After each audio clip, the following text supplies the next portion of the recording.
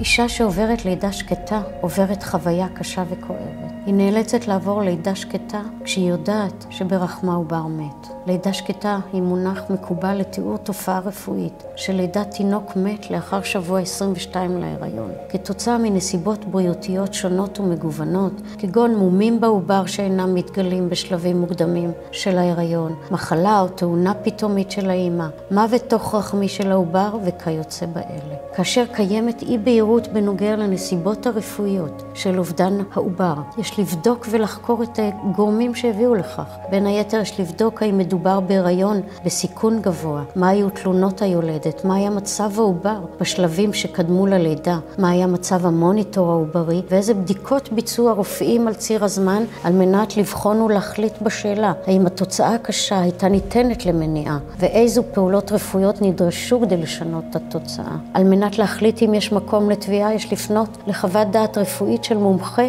במיילדות וגינקולוגיה. לעתים, כאשר הטראומה אותה חוותה האם היא קשה ומתמשכת, מומלץ לפנות למומחה פסיכיאטר, שיבדוק ויחליט האם קיימת לאם נכות נפשית כתוצאה מאובדן העובר. מלבד החזר הוצאות להורים, אם היו עקב כך, מגיע להם פיצוי על כאב, הסבל ואובדן הנאות חיים בהתאם לנסיבות. בתי המשפט מציינים מספר גורמים שיש להתחשב בהם: משך ההיריון, הקרבה לסיומו, גיל ההורים, מספר הילדים בבית, האם קיימת פגיעה ביכולת להרות, האם קיימת פגיעה נפשית נלווית שגובשה לכדי נכות נפשית. כל אלה יקבעו את גובה הפיצוי. אם עברתם לידה שקטה, פנו אלינו לייעוץ משפטי חינם.